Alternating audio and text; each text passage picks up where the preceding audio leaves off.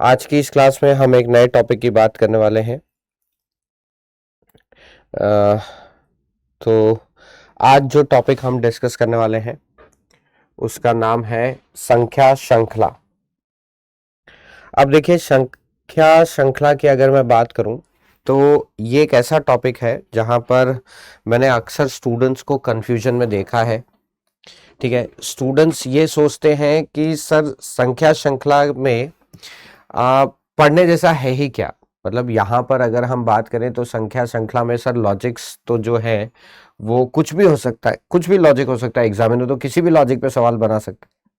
तो यहाँ पर जनरली स्टूडेंट्स क्या करते हैं, क्वेश्चंस का एक सेट उठाते हैं और सीधा उसको प्रैक्टिस करना शुरू कर देते हैं। लेकिन ऐसा नहीं है। देखिए, संख्या श्रृंखला की अगर हम बात करें तो संख्या श्रृंखला के जो लॉजिक है वो अनलिमिटेड नहीं है, वो लिमिटेड है। क्योंकि संख्या श्रृंखला के अगर प्रकार की मैं बात करूं तो सर कुल मिलाकर 6 प्रकार की संख्या श्रृंखला होती है और प्रत्येक प्रकार का अपना एक लॉजिक होता है। तो 6 श्रृंखलाएं, एक लॉजिक, कुल मिलाकर 6 लॉजिक हुए। तो एग्जामिनर अगर एग्जाम में आपसे सवाल पूछेगा ना तो इन्हीं 6 लॉजिक से पूछेगा। और अगर मैं आपको एग्जामिनर बना दूं और आपसे कहूं कि सर एग्जाम के लिए जरा क्वेश्चन बना दीजिए, तो आप भी इन 6 लॉजिक के बाहर नहीं सोच पाएंगे, क्योंकि यही 6 प्रकार की श्रृंखलाएं होती है। भाई और भी 2 प्रकार होते हैं, लेकिन वो 2 प्रकार ग्रेजुएशन लेवल के होते हैं। ठीक है, और ग्रेजुएशन लेवल वाली सीरीज हमको यहाँ पे नहीं पूछी जा रही है। ठीक है ना, तो ये बात ध्यान में रखिए। तो संख्या श्रृंखला जो हो गया, ये आपके संख्या श्रृंखला जो है इसमें आपके 6 ही प्रकार होते हैं, मतलब 6 ही लॉजिक होते हैं, लिमिटेड होते हैं। ठीक है, तो अब हम यहां पर क्या करेंगे कि इस श्रृंखला को हम एक एक प्रकार, इस श्रृंखला के सभी एक एक प्रकार को हम एक एक करके पढ़ेंगे। ठीक है, लेकिन इस क्लास में प्रश्न को सॉल्व करने से ज्यादा आपका ध्यान, ठीक है, देखिए हर एक प्रकार की पहले तो मैं आपको एक व्याख्या समझाऊंगा। ये व्याख्या आपको कॉपी नहीं करनी है। क्यों? क्योंकि ये व्याख्या कभी आपसे पूछी नहीं जाएगी। दूसरी बात, ये व्याख्या जो है वो किताब से उठाकर नहीं लिखी है, ये व्याख्या मेरे द्वारा बनाई गई है। इतने वर्षों में मैंने जितने भी संख्या श्रृंखला के प्रश्नों को देखा है, उन सबको देखने के बाद ये मेरा अनुभव जो रहा है वो अनुभव मैंने आपको लिख के दिया है यहाँ पर, जो कि जिससे आपको श्रृंखला को समझने में आसानी होगी। तो यहाँ पे जो भी व्याख्या, जो भी डेफिनेशन में लिखी होगी बोर्ड पे, वो आप कॉपी नहीं करेंगे, उसको आप याद नहीं करेंगे। ठीक है, क्योंकि वो आपसे कहीं पूछी नहीं जाने वाली। उसको बस एक बार समझ लीजिए ताकि इन प्रश्नों को कैसे सॉल्व करना है ये हमें अच्छे से समझ में आ जाए। दूसरी बात यहां पर देखिए, जब भी हम प्रश्नों को सॉल्व करेंगे, आपका ध्यान जो होगा वो प्रश्नों को सॉल्व करने या उसके जवाब लाने में नहीं होगा। आपका जो ध्यान होगा वो इस बात पर होगा कि मैं प्रश्न को कैसे सॉल्व कर रहा हूं। ठीक है, मेरे सॉल्व करने की प्रक्रिया क्या है, मैं जब प्रश्नों को सॉल्व कर रहा हूं तो किन बातों का ध्यान रख रहा हूं, किन बातों को आपको ध्यान रखने को कह रहा हूं।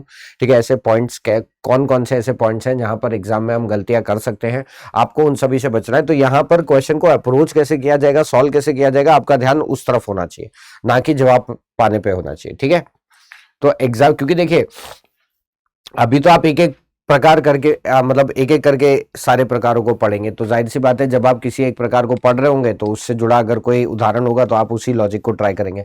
लेकिन एग्जाम में तो एग्जामिनर नहीं बताएगा कि वो सर कौन से प्रकार से आपको प्रश्न पूछ रहा है, तो वहां पे आपको सारे प्रकारों को एक एक करके ट्राई करना होगा। वहां पे आपको सारे प्रकारों को एक एक करके ट्राई करना होगा। ठीक है ना, तो यहां पर मैं आपसे यही उम्मीद रखूंगा कि सर आप पहले सवाल से वही प्रक्रिया का पालन करेंगे जो आप एग्जाम में लगाएंगे। ठीक है, पहले सवाल से आप एक जैसे जैसे एग्जाम में सॉल्व करेंगे, आप वैसे वैसे ही क्वेश्चन को यहां पर भी सॉल्व करेंगे। ठीक है, तो जैसे मैंने कहा कि संख्या श्रृंखला में सर 6 प्रकार होते हैं। तो पहले प्रकार की श्रृंखला कौन सी होती है? पहले प्रकार की श्रृंखला होती है अंक गणितीय श्रृंखला। अंक गणितीय श्रृंखला के अंदर क्या होता है कि सर यहां पर इस श्रृंखला में संख्याएं एक जोड़ या घटाव कारक द्वारा या तो बढ़ेंगी या घटेंगी, जो स्वयं ही बढ़ सकते हैं, घट सकते हैं या स्थिर रह सकते हैं। अब देखिए, हिंदी भाषा में किसी भी चीज को पढ़ने का पारंपरिक तरीका क्या है? बाएं से दाएं। तो यहां फिर जब भी हम श्रृंखला को बाएं से दाएं पढ़ेंगे, जब भी हम श्रृंखला को बाएं से दाएं पढ़ेंगे और अगर वो एक अंक गणितीय श्रृंखला होगी, ठीक है, तो फिर उनके बीच में क्या होगा? सर एक जोड़ कारक होगा। जब भी हम श्रृंखला को बाएं से दाएं पढ़ेंगे और उनके बीच में एक अंक गणितीय श्रृंखला जब भी हम श्रृंखला को बाएं से दाएं पढ़ेंगे और अगर वो एक अंक गणितीय श्रृंखला होगी,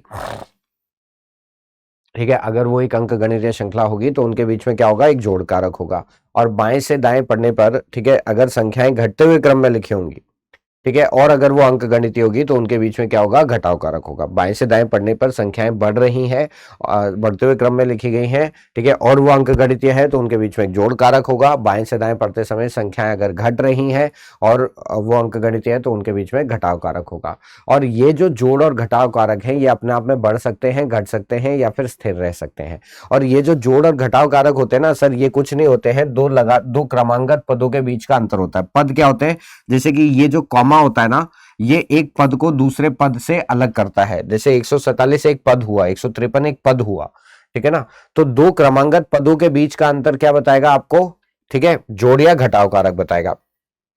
जैसे कि अगर हम इस उदाहरण को लें, 147, 153, 159, 165 और अगला पद हमें बताना है। तो देखिए, बाएं से दाएं पढ़ते समय हमें संख्याएं बढ़ते हुए क्रम में दिख रही हैं। बाएं से दाएं पढ़ते समय हमें संख्याएं बढ़ते हुए क्रम में दिख रही हैं।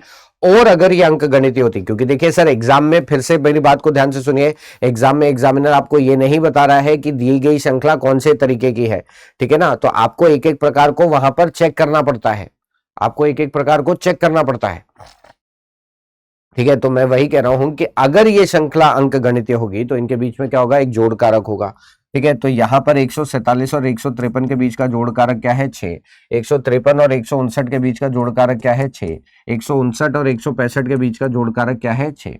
तो बाएं से दाएं पढ़ते समय आप देख रहे हैं कि यहां पर, ठीक है, जो जोड़ कारक था इस पूरी श्रृंखला में, अगर आप ध्यान से देखें तो जो जोड़ कारक था वो स्थिर था, +6 +6 +6।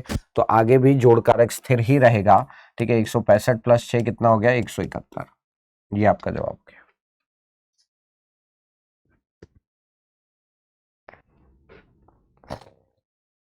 ठीक है, इस तरीके से।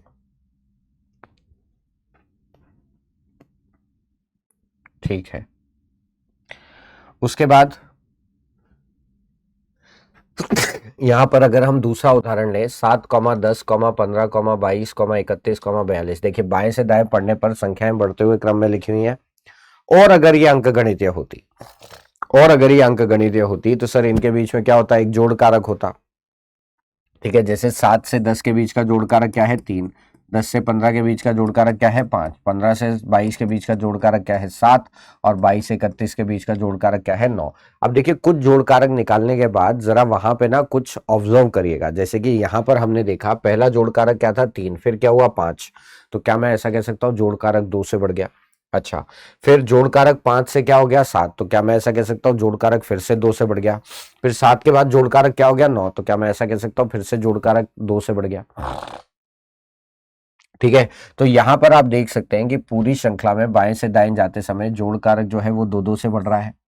ठीक है, तो अब 31 प्लस 9 + 2, अगला जोड़ कारक इस क्रम में क्या होना चाहिए, 11। 31 + 11 क्या 42 देगा, बिल्कुल देगा, मतलब हम सही हैं।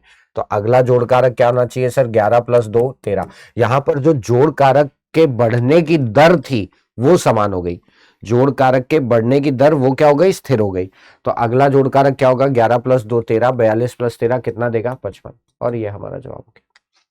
तो अब यहां पर गौर करने वाली बात यह है कि देखिए, इस उदाहरण को देखिए और इससे पहले वाले उदाहरण को देखिए। अगर इन दोनों उदाहरण में मैं आपसे पूछूं कि सर हमारा ध्यान किस तरफ ज्यादा था, क्या हमारा ध्यान पदों के बीच में अंतर प्राप्त करने पर था, या हमारा ध्यान मतलब क्या हमारा ध्यान पदों के बीच में एक लॉजिक बनाने पर था, या हमारा ध्यान कारकों के बीच में एक लॉजिक बनाने पर था। तो आप कहेंगे कि सर हमारा ध्यान कारकों के बीच में एक लॉजिक बनाने पर था, क्योंकि देखिए, जब हम इस प्रश्न को सॉल्व कर रहे थे तो मैंने आपसे कहा था कि इस पूरी श्रृंखला में जो कारक हैं वो स्थिर हैं। जब हम इस प्रश्न को कर रहे थे तो मैंने आपसे कहा था पूरी श्रृंखला में जो कारकों के बढ़ने की दर है वो स्थिर है। तो यहां पर एक चीज ध्यान में रखिए, जब भी आप इन प्रश्नों को सॉल्व करेंगे तो इन प्रश्नों को सॉल्व करते समय सर आपका ध्यान जो है वो पदों के बीच में लॉजिक बनाने से ज्यादा कारकों के बीच में लॉजिक बनाने पर होना चाहिए। क्यों, क्योंकि कारक जो भी होंगे ना सर वो बड़े छोटे छोटी सी संख्याएं होंगी, और दो छोटी संख्याओं को जोड़ना, घटाना या फिर गुणा करना बड़ा आसान होता है। जैसे अगर मैं आपसे पूछूं कि सर 9 × 7 कितना होता है, आप कहेंगे 63।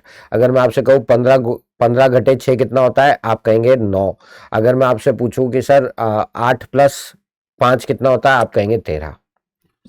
ठीक है, तो दो छोटे संख्याओं को बढ़ाना मतलब जोड़ना, घटाना या फिर गुणा करना आसान होता है। अब यही मैं आपसे पूछ लूं कि सर 163 प्लस 235 कितना होता है, अब सर इसके लिए टाइम चाहिए। ठीक है, अगर मैं आपसे पूछ लूं कि सर 27 गुणे 18 कितना होता है, इसके लिए टाइम चाहिए। ठीक है ना, तो जब जैसे पद जो होंगे वो हमेशा कारकों से बड़े होते हैं, तो जाहिर सी बात है कि सर बड़ी बड़ी संख्याओं को अगर जोड़ेंगे, घटाएंगे, ठीक है, गुणा करेंगे तो समय तो ज्यादा लगेगा, और एग्जाम में हमें जो है वो निश्चित समय में जवाब प्राप्त करना होता है। तो मेरा आपको सुझाव यही रहेगा कि सर पदों के बीच में लॉजिक बनाने के बजाय लॉजिक जो है वो कारकों के बीच में बनाएगा, वो आपके लिए ज्यादा बेहतर है। ठीक है, अगले दो प्रश्नों को करिए, ट्राई करिए।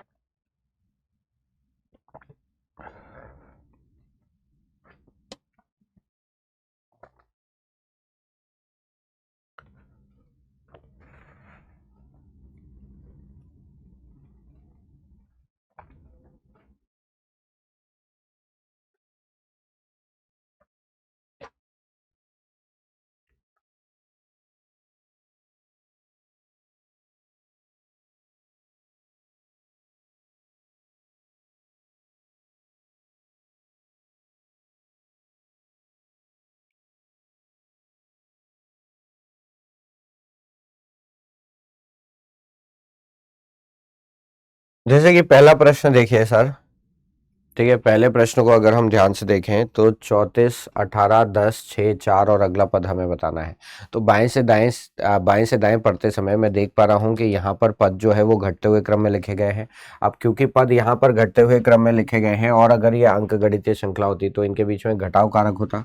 34 और 18 के बीच का घटाव कारक 16, 18 और 10 के बीच का घटाव कारक 8, 10 और 6 के बीच का घटाव कारक 4। अब यहाँ पर अगर मैं इन घटाव कारकों को ध्यान से देखूं, पहला घटाव कारक था 16, फिर हुआ 8, तो क्या मैं ऐसा कह सकता हूं कि अगला घटाव कारक जो है वो पहले वाले का आधा है। 8 जो है वो 16 का आधा है, तो अगला घटाव कारक पहले वाले का आधा है। उसी हिसाब से अगला घटाव कारक 8 के बाद क्या हो गया, 4, तो क्या मैं ऐसा कह सकता हूँ 4 जो है वो 8 का आधा है, तो जाहिर सी बात है अगला घटाव कारक पहले वाले का आधा हो रहा है। अगला जो भी घटाव कारक आ रहा है वो पहले वाले का आधा आ रहा है। तो अगर यही, ठीक है, अगर यही समानता बनी रहती है तो आगे 4 का आधा, अगला घटाव कारक क्या होना चाहिए, 2, 6 घटा 2 कितना हो गया, 4, तो अगला घटाव कारक क्या होना चाहिए, 2 का आधा, 4 घटा 1 कितना आ जाएगा, 3।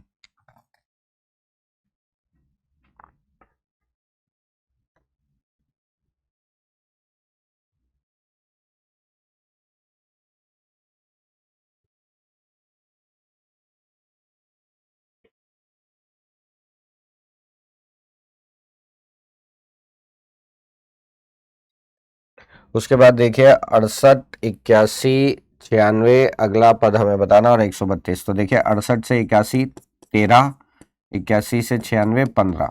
ठीक है, अब देखिए पहला जो जोड़ कारक है वो है 13, अगला है 15, तो क्या मैं ऐसा कह सकता हूँ जोड़ कारक 2 से बड़ा, ये जो जोड़ कारक है वो 2 से बड़ा। अगर ये चीज आगे चलती रही, अगर चलती रही, क्योंकि अभी 2 पर मैं सीधा नहीं कह सकता ना आगे भी चलेगी कि नहीं, अगर ये चलती तो अगला जोड़ कारक क्या होता, 15 प्लस 2 17, 96 प्लस 17 कितना हुआ, 113, तो अगला कितना होना चाहिए, अगला फिर से 2 से बढ़ने पर 17 के बाद क्या आना चाहिए, 19, 113 प्लस 19 कितना हो गया, 132, इस हिसाब से।